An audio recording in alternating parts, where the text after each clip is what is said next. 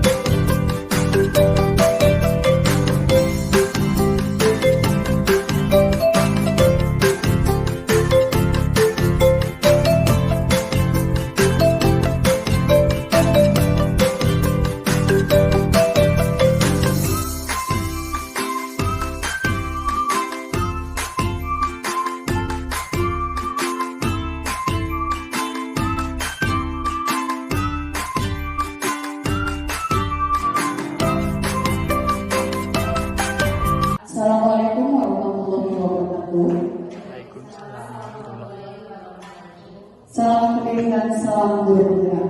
Perkenalkan, saya Tina Dewi Kusumawardha, calon guru penggerak angkatan 10 dari SDN 1 Jayapura, Kecamatan Cipanas, Kabupaten Lebak, Banten. Terima kasih atas waktunya teman-teman berada di sini untuk melengkapi tugas saya di modul 1.4, yaitu tentang diseminasi disiplin budaya positif, keyakinan kelas dan segitiga restitusi. Sebelum kita mulai, ada baiknya kita berdoa dulu. Berdoa menurut ajaran dan keyakinan masing-masing, dipersilakan.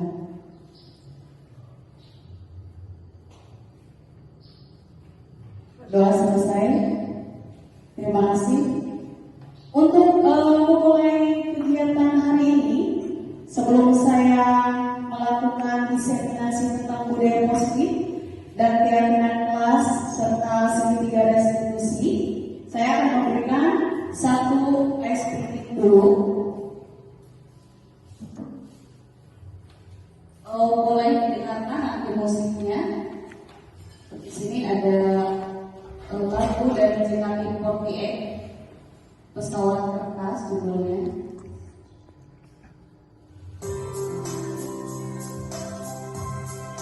Boleh didengarkan dulu ya.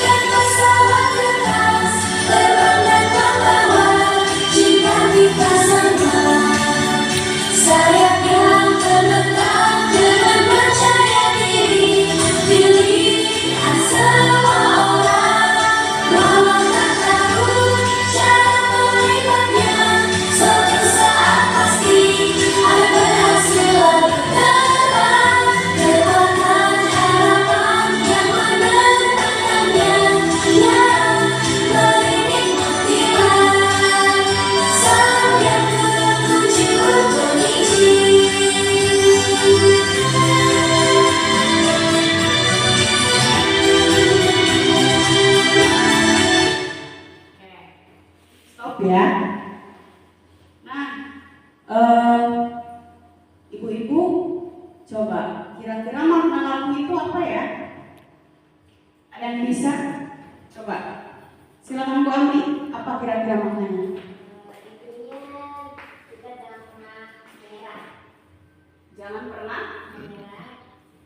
Jangan pernah menyerah. Kemudian, Utena?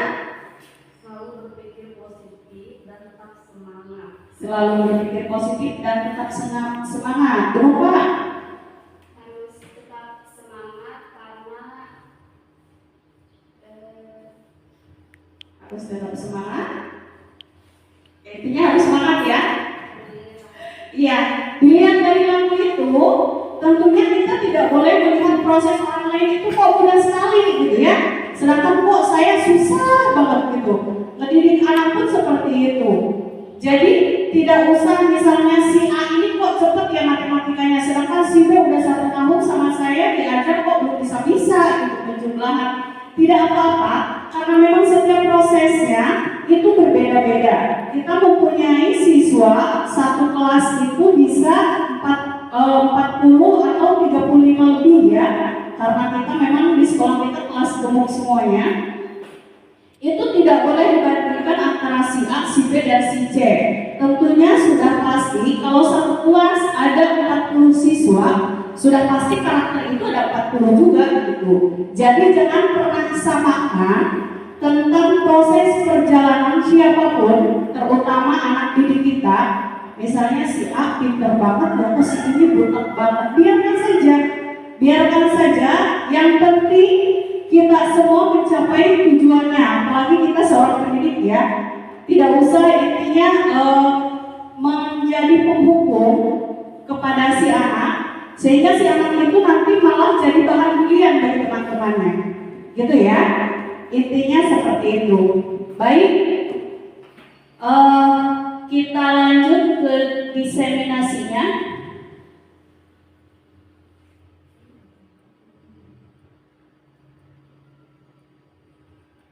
Di sini diseminasi budaya positif ya. Saya akan mengangkat tentang keyakinan kelas. Bisa dibaca di sini ya. Keyakinan kelas merupakan sebuah nilai-nilai kebajikan universal yang telah disepakati secara tersirat dan tersurat, lepas dari adanya latar belakang suku, negara, bahasa maupun juga agama. Keyakinan kelas dibuat secara bersama-sama dengan seluruh siswa yang mempunyai nilai-nilai kebajikan yang dapat dipercaya. Keyakinan kelas merupakan salah satu disiplin positif yang dapat diterapkan dalam membangun budaya positif di lingkungan sekolah. Keyakinan kelas itu adalah kesepakatan bersama antara guru dan siswa. Ingat, hanya guru dan siswa. Dan keyakinan kelas itu hanya dilaksanakan untuk kelas kita saja. Jadi tidak berlaku untuk kelas yang lain ya. Contohnya gini, sebelum kita memulai pelajaran, kita melakukan keyakinan kelas dulu. Misalnya, tidak boleh makan di dalam kelas, ya. Kemudian tidak boleh kencing lebih dari 2 kali. Biasanya kan di sekolah kita kalau bisa anak ada yang satu keluar semua gitu ya. Kemudian misalnya tidak boleh menyontek. Nah, kita buat keyakinan kelasnya, tidak boleh itu jangan ada.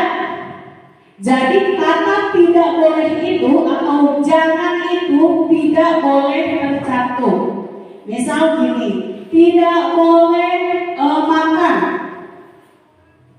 Ganti dengan kata positifnya, di dalam kelas semua fokus tanpa makanan. Kata tidak bolehnya dihilangkan ya.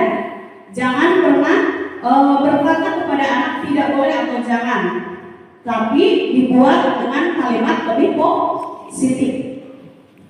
Tuh saya salah lagi. Seharusnya tidak boleh memegang kalimat ya. Kemudian misalnya tidak boleh buang sampah sembarangan. Kira-kira kalimat lebih positifnya itu apa?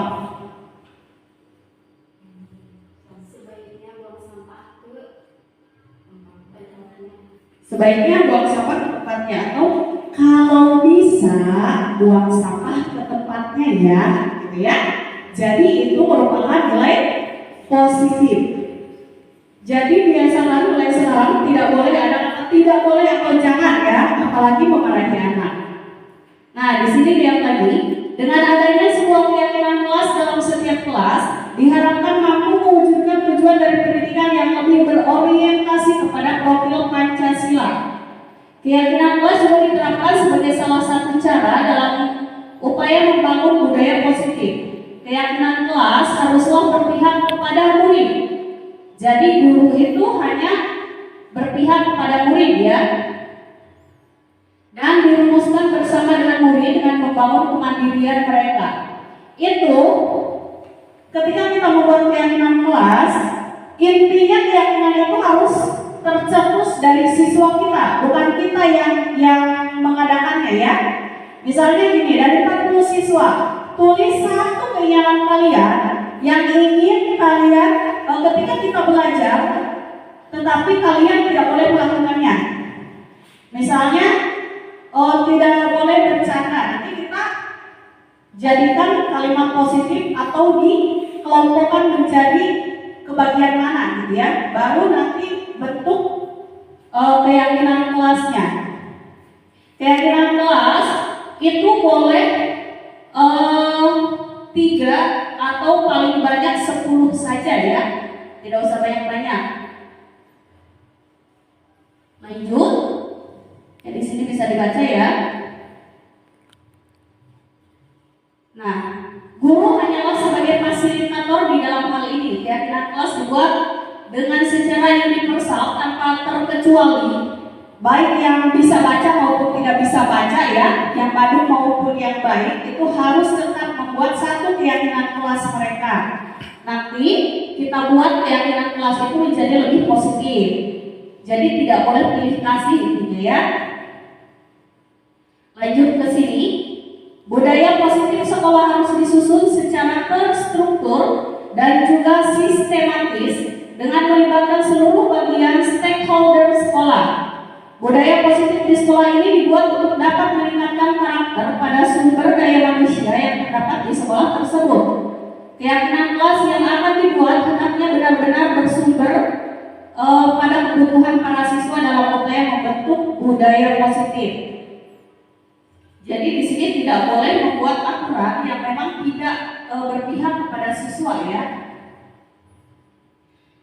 Contoh misalnya Bu, kalau misalnya siswa membuat keyakinan kelas, guru tidak boleh terlambat. Guru tidak boleh, ibu guru bisa tidak boleh terlambat masuk kelas. Apakah harus dilakukan? Harus nggak? Harus, karena itu perjanjian kita dengan siswa kita di kelas. Dan ingat, keyakinan kelas ini tidak berlaku untuk kelas lain, hanya berlaku di kelas kita saja ya, karena ini bukan peraturan sekolah. Tujuan dari penerapan keyakinan kelas mewujudkan mereka belajar pada anak, dan anak akan diberi kebebasan untuk mengemukakan pendapat tentang keyakinan kelas, apa saja yang mereka inginkan, serta menuangkan ide, pendapat dan juga gagasan mereka secara terbuka, secara demokratis. Lanjut di sini ya. Secara terbuka, secara demokratis ya, di sini mewujudkan disiplin positif kepada anak yang kemudian akan menjadi budaya positif, di mana anak dapat menjalankan keyakinan kelas yang telah disepakati. Kemudian membentuk karakter yang positif pada anak melewati kebiasaan-kebiasaan positif, perilaku positif, serta keteladanan dari seluruh warga sekolah. Di sini ada guru dan murid ya. Kemudian menumbuhkan adanya semangat belajar kepada anak, contoh keyakinan kelas dan di sekolah. Di sini mewujudkan disiplin positif kepada anak yang kemudian akan menjadi budaya positif. Di mana tadi ketika kita memarahi anak, jangan buang sampah sembarangan. Ganti kalimat, bisa nggak nak buang sampahnya di tempatnya, gitu ya. Artinya kita tidak boleh menggunakan kata jangan dan tidak boleh, itu dilarang sekali. Kemudian membentuk karakter yang positif, tentunya akan membentuk kebiasaan-kebiasaan siswa berperilaku positif ya.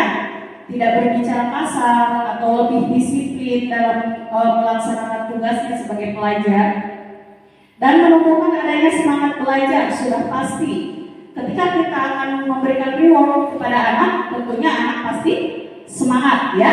Apalagi kita dukung dengan intinya tidak pilih kasih kepada si anak, si A atau si B ya. Semua itu anak didik kita yang harus kita gali bakatnya. Di sini ada disiplin. Dari yang telah dikemukakan, murid-murid memang menginginkan adanya disiplin waktu atau ketepatan waktu, tidak terlambat untuk datang, disiplin dalam berseragam, serta disiplin dalam melaksanakan suatu tugas atau kegiatan kelas. Nah, kira-kira kalau ini keyakinan kelas atau peraturan sekolah? Yang ini tidak terlambat untuk datang, sudah pasti itu peraturan ya, karena memang semua tidak boleh terlambat. Disiplin dalam berseragam, iya, itu peraturan sekolah, serta disiplin dalam melaksanakan suatu tugas dan kegiatan kelas. Ini adanya di peraturan sekolah. Kalau misalnya saling menghormati dan menyayangi, anak-anak juga menginginkan untuk dapat menjaga kerukunan, menghormati guru dan saling menyayangi antar teman, juga menyayangi semua guru, bekerja sama terhadap teman, saling menghargai dan membiasakan untuk saling sapa, senyum, salam, sopan, dan santun. Kemudian mandirinya, anak-anak menyepakati untuk dapat membiasakan sikap yang mandiri, artinya tidak tergantung kepada guru atau teman ya. Mereka bisa melaksanakan tugas dengan baik dengan sendirinya. Tentunya kita mengimbangi ya, atau kita mendampingi si anak tersebut. Contohnya tidak ditunggu orang tua di kelas. Kelas bawah mungkin masih ya, tapi kelas atas memang sudah tidak ditunggu lagi. Kemudian mampu untuk makan sendiri serta melaksanakan kegiatan-kegiatan lainnya secara mandiri. Di sini juga ada tanggung jawab. Anak-anak menyepakati untuk dapat membiasakan sikap dan tanggung jawab, diantaranya yakni merapikan mainan atau buku atau alat serta barang-barang lainnya sesudah digunakan. Anak-anak juga menyepakati untuk dapat bertanggung jawab dalam melaksanakan segala kegiatan-kegiatan baik itu, kegiatan belajar maupun kegiatan-kegiatan lain di kelas. Menjaga kebersihan. Anak-anak menyepakati untuk dapat saling menjaga kebersihan diri, kelas serta lingkungan supaya tercipta suasana yang nyaman dan lingkungan menjadi sehat. Nah, di sini bagaimana Bu cara membuat keyakinan kelasnya? Pertama di sini siswa menulis keyakinan kelas yang mereka inginkan. Siswa menulis keyakinan yang mereka inginkan. Guru bisa mengajak siswa untuk menuliskan keyakinan ataupun pertanyaan universal yang mereka inginkan selama masa proses pembelajaran dalam satu semester ke depan. Hal ini penting untuk dapat menampung keinginan dari siswa supaya lebih semangat lagi dalam belajar. Gimana caranya? Berikan satu kertas berwarna atau satu lembar kertas saja ya. Di situ tiap siswa tuliskan satu keinginan atau peraturan yang ingin mereka jalankan selama berada di kelas atau belajar bersama kita. Nanti ketika itu kita kumpulkan keyakinan kelas yang dibuat satu orang anak satu keyakinan saja ya, atau satu aturan saja, tidak boleh lebih. Kemudian yang kedua, guru dan siswa mengulas keyakinan yang telah tertulis. Sesudah keinginan dari siswa tertampung, proses untuk merumuskan keyakinan kelas bisa dilanjutkan dengan cara mengulas keyakinan kelas. Artinya di sini, guru dan siswa nanti memilih mana yang harus kita kerjakan dan mana yang tidak boleh kita tulis dalam keyakinan kelas itu, ya. Disepakati lagi di situ. Yang ketiga di sini, guru dan siswa memilah keyakinan kelas. Nah, ini yang penting ya. Jadi yang positif saja yang kita pilih, yang kiranya dapat memberatkan siswa lain atau yang kiranya umum dilakukan oleh siswa lain itu tidak usah kita cantumkan di keyakinan kelas. Selanjutnya, mengubah keyakinan kelas menjadi kalimat positif. Nah, tadi itu misalnya jangan buang sampah sembarangan, kita ganti dengan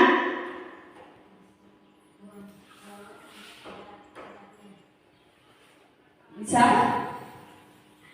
buanglah sampah pada Buanglah sampah pada tempatnya boleh. Atau misalnya biasakan membuang sampah pada tempatnya. Jadi jangan ada kata tidak boleh atau jangan. Itu perlu diingat ya. Kemudian mengecek dan menyepakati keyakinan kelas itu tahap terakhir ya. Mengecek kembali keyakinan kelas serta menyepakatinya. Ketika kita sudah mencantumkan keyakinan kelas yang kita cantumkan, itu tadi minimal 3, maksimalnya 10 saja, jangan banyak-banyak ya. Karena memang kita tidak menghukum, kita bukan jadi penghukum bagi siswa, tapi kita hanya pendamping. Di sini sesudah disepakati pihak sekolah, siswa serta guru bisa menanggung tanggung jawab atas keyakinan kelas dengan baik. Misalnya, kita sudah sepakat untuk membuang sampah pada tempatnya. Ketika si anak membuang sampah tidak pada tempatnya, apakah ada sanksi untuk anak tersebut?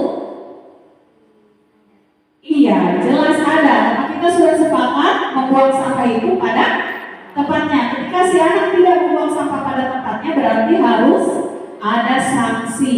Sanksinya berupa apa? Kekerasan, hukuman atau apa? Tidak ya, tidak dengan cara hukuman. Artinya hanya sanksi saja. Jika si anak membuang sampah sembarangan, itu boleh kita hukum atau boleh kita sanksi. Anak itu membersihkan semua ruangan kelas tersebut. Itu hukuman Bu? Bukan, itu sanksi. Beda lagi dengan hukuman ya. Jadi itu sanksinya, boleh itu dilaksanakan. Bagaimana Bu kalau misalnya si anak terus melakukan hal lain? Boleh misalnya, biasanya hanya satu kelas saja. Ketika si anak melakukan hal lain, kita alihkan setelah satu kelas, semua sekolah harus dia bersihkan. Itu sanksinya ya, supaya ada kata jera untuk dia. Iya boleh. Nah kemudian nyanyi. Kemudian tolak ukur keberhasilan keyakinan kelas. Di sini terciptanya merdeka belajar bagi anak. Jadi anak bebas dalam mengemukakan berbagai pendapat demi keyakinan yang ingin mereka sepakati bersama. Kemudian anak didik dapat menjalankan kesepakatan kelas tanpa adanya tekanan. Kemudian terjalinnya komunikasi yang aktif antara guru dengan muridnya. Kemudian anak didik dapat menjalankan keyakinan kelas dengan seluas di sekolah dan juga di rumah. Jadi keyakinan kelas ini bisa mereka bawa nanti ketika mereka di rumah juga ya. Lanjut. Sekolah bukan hanya tempat menimba ilmu, tapi juga sebagai tempat membentuk karakter dan menanamkan nilai-nilai. Dalam upaya mencapai tujuan tersebut, dilakukanlah berbagai pendekatan termasuk hukuman, hadiah, dan yang terbaru adalah di bawah ranah kurikulum merdeka ya. Di sini ada selain keyakinan kelas, saya juga mencantumkan sisi segitiga restitusi. 3 sisi dari segitiga restitusi atau proses 3 tahapan tersebut didasarkan pada prinsip-prinsip utama dari yang pertama teori kontrolnya. Jadi langkahnya menstabilkan identitas dulu. Teori kontrol ini kita semua akan melakukan hal terbaik yang bisa kita lakukan ya. Kemudian langkah validasi atau tindakan. Kemudian langkah menanyakan keyakinannya. Lihat di sini, restitusi adalah sebuah pendekatan untuk memecahkan masalah yang dilakukan oleh peserta didik. Sebuah pendekatan yang bertujuan untuk membentuk karakter peserta didik dengan cara memberikan kesempatan kepada peserta didik untuk disiplin positif, memulihkan diri dari kesalahan sehingga memilih tujuan yang jelas dalam hidup. Penekanannya pada cara mereka menghargai nilai-nilai kebaikan yang diyakini, bukan berperilaku untuk menyenangkan orang lain. Tidak seperti hukuman dan konsekuensi yang dapat mengatur perilaku peserta didik ya. Next kita sini. Dalam pendekatan restitusi, ketika peserta didik melakukan pelanggaran atau membuat kesalahan, mereka tidak serta-merta mendapatkan hukuman, tapi ada proses penggalian masalah, motif, pandangan, dan harapan peserta didik, serta upaya perbaikan yang bisa dilakukan. Contohnya kayak gini, ibu-ibu punya anak yang selalu saja tertidur di kelas ya, punya anak yang selalu tertidur di kelas. Apakah ibu-ibu langsung menegurnya? Langsung menegurnya tidak? Biasanya langsung menegurnya ya. Kenapa tidur terus seperti itu ya? Nah itu tidak boleh dilakukan ibu-ibu. Jadi ketika ibu-ibu ingin menegur si anak, jangan pernah di hadapan teman-temannya. Kita bawa itu ke suatu ruangan atau tempat duduk kita, atau bolehlah ketika jam pulang sekolah ya. Kemudian tanyakan kepada si anak, dekati dulu anaknya. Misal contoh seperti ini. Nah, tadi ibu lihat kamu tidur di kelas, betul seperti itu? Ketika si anak mengakuinya, baru kita menjelaskan kenapa harus tidur di kelas, apa masalahnya, ya? Misalnya, Bu, saya selalu tidur di kelas karena selalu membantu ibu saya berdagang, misalnya ya. Kemudian kita cari solusinya, bisa nggak? Ketika kamu membantu ibu kamu harus tidur juga di tepat waktu. Misal si anak itu bisa Bu, tapi misalnya mungkin tidak maksimal ya membantu sang ibu gitu untuk berjualan.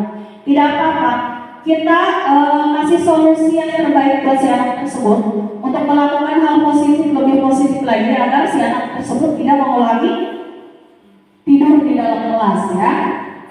Dan tentunya ini perlu kolaborasi dengan sang ibu. Jadi dengan orang tua juga kita melakukan kolaborasi. Kenapa? Bu tidak boleh menegur si anak itu di dalam kelas, karena ketika kita menegur si anak di dalam kelas atau di depan teman-temannya, itu akan menjadi bahan bulian untuk teman-temannya ya. Sementara tidak boleh ada yang membuli di sekolah.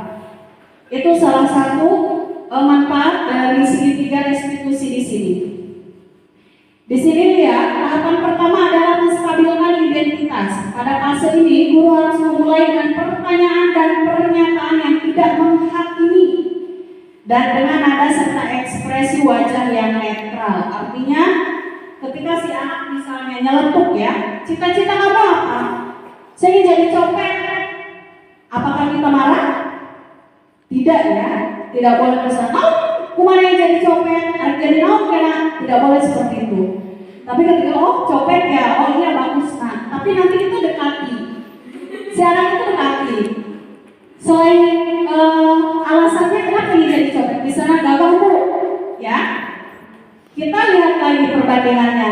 Nak, polisi lebih gagah loh, TNI lebih gagah loh daripada copet. Misalnya nggak mau Bu, TNI ke polisi mah apa alasannya? Juga pengen jadi copet.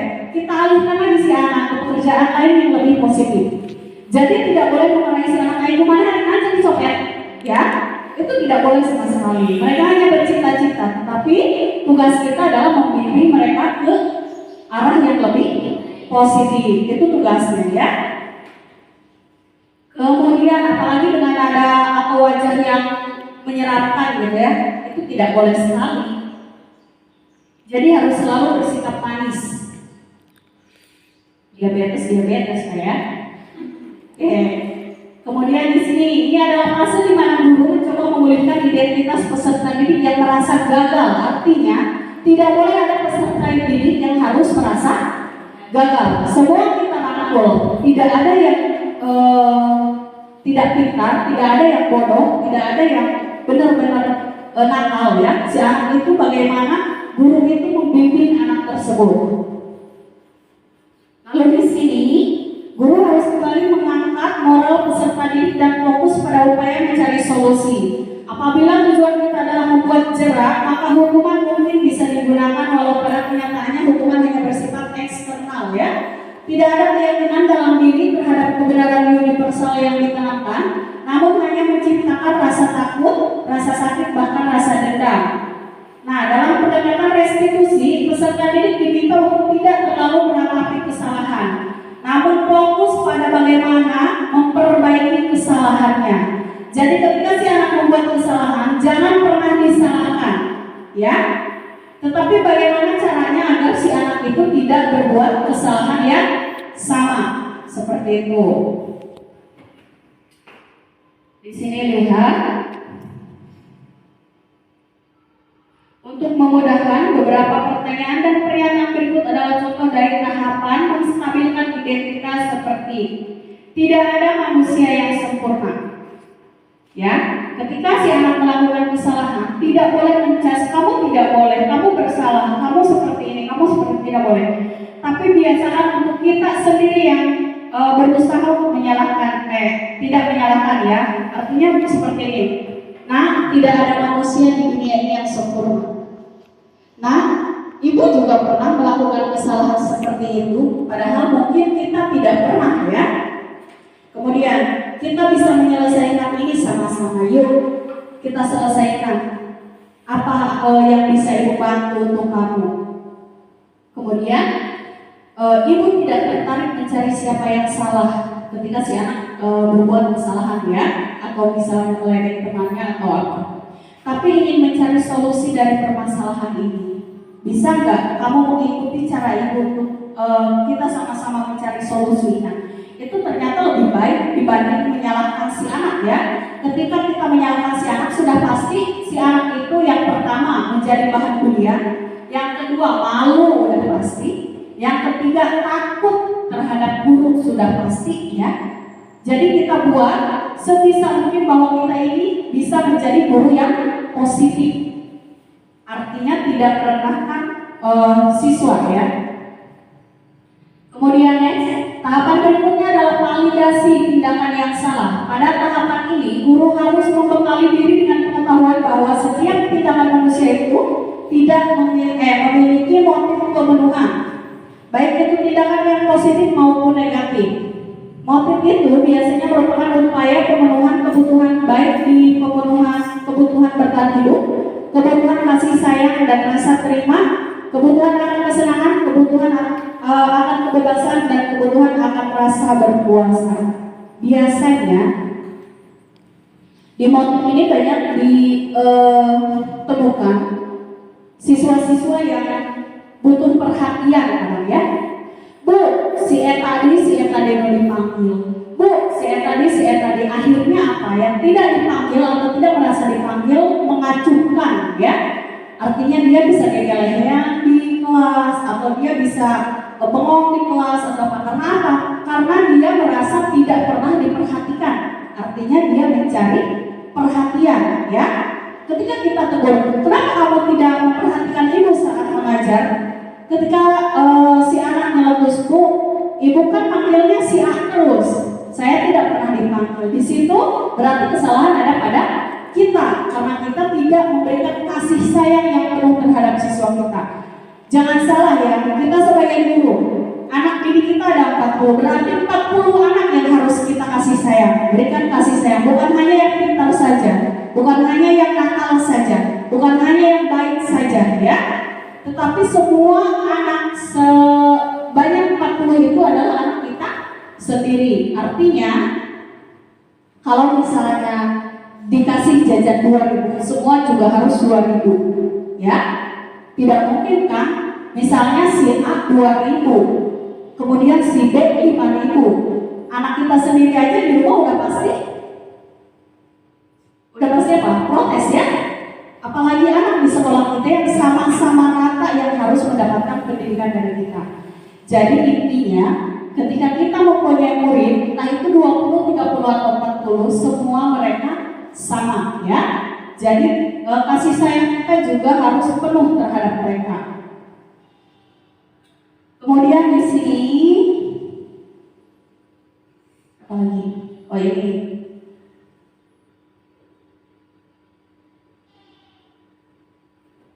Dengan menemukan motif, maka dapat dicari kebutuhan apa yang sedang ia coba penuhi. Artinya ketika di tahap ini kita sudah menemukan masalah yang terjadi pada dirinya, tinggal kita mencari kebutuhan apa sih yang sedang dia ingin cari terhadap kita. Apakah cari perhatian, ataukah kurang perhatian, ataukah kita terlalu fokus kepada salah satu anak, ya, itu bisa dicari. Beberapa pernyataan dan pertanyaan yang bisa diungkapkan guru pada fase ini adalah, kamu pasti punya alasan mengapa melakukan itu. Jangan pernah mencas, "Ai kumaneh kunaon," gitu ya. Tidak boleh.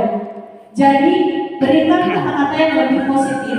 Kamu pasti punya alasan mengapa melakukan kesiangan, gitu ya. Kemudian kamu patut bangga pada diri kamu sendiri, nak, karena kamu telah melindungi sesuatu yang penting buat kamu. Atau kamu boleh mempertahankan sikap itu, tapi kamu harus menambahkan sikap yang baru yang lebih baik. Itu ya.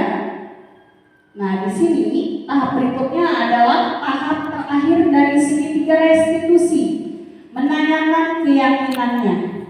Bagaimana cara menanyakan keyakinannya? Ketika kita sudah memanggil si anak, kita sudah bercerita dengan anak apa yang mereka rasakan, kita kasih tahap terakhir, yaitu menanyakan keyakinan.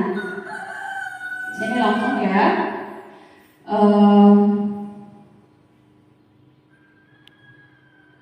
Di sini. Kemudian anak juga diminta menemukan gambaran personal, misalnya seperti ini. Kamu sudah melakukan hal itu baik atau tidak? Tidak, Bu, misalnya. Bisa tidak kamu berubah mulai hari ini? Kita buat perjanjian dengan si anak. Misalnya, bisa, Bu, siap kamu merubah diri, kamu menjadi lebih baik mulai hari ini sampai seterusnya. Siap, Bu. Kita kasihkan reward untuk anak itu berupa boleh pelukan atau tos ya, atau apapun itu yang bisa menimbulkan semangat dia untuk bisa berubah. Ulangi meski Badung ya, meski si anak itu bisa naon Badung keluar bae malah dicari kanan, si anak tidak akan berpikir seperti itu, tidak akan berpikir positif, malah yang ada anak semakin menjadi-jadi ya, karena oh udah biasa saya dimarahi ibu, oh udah biasa saya mah seperti itu ya. Jadi setelah Jadi setelah saya memberikan budaya positif dan restitusi, segitiga restitusi di sekolah ya, semoga diharapkan para ibu bapak di sini bisa menjalankan tugasnya sebagai guru tanpa harus menyalahkan siswa. Intinya jangan siswa aja yang harus lebih baik, kita juga harus lebih baik ya. Tidak boleh kata tidak boleh dan jangan itu mohon dihapus atau ditiadakan. Mulai dari sekarang kita harus menjadi lebih positif menjadi guru, tidak menuntut si murid itu harus bisa seperti yang kita mau ya, tetapi kita wajib untuk membimbing si murid tersebut seperti itu. Terima kasih teman-teman rekan sejawat SDN 1 Jayapura yang telah meluangkan waktunya untuk saya sebagai kelengkapan tugas saya menjadi calon guru penggerak angkatan 10 di Kabupaten Lebak. Semoga setelah diseminasi ini kita bisa melakukan menjadi diri kita lebih baik lagi ke depannya, menjadi guru yang lebih positif dan tidak pernah menyalahkan murid. Terima kasih untuk waktunya. Assalamualaikum warahmatullahi wabarakatuh. Berikan tepuk tangan untuk saya. Terima kasih.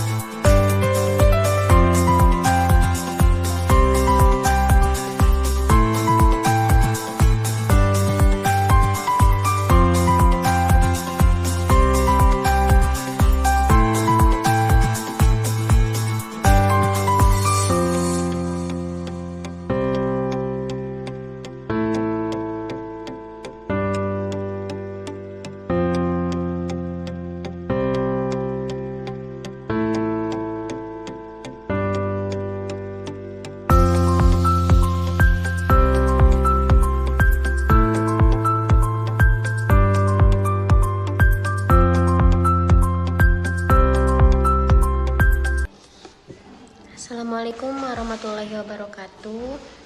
Saya Siti Aminah dari guru kelas 3. Saya sangat merasa senang mendapatkan ilmu tentang keyakinan kelas dan segitiga restitusi dari Bu Pina. Terima kasih.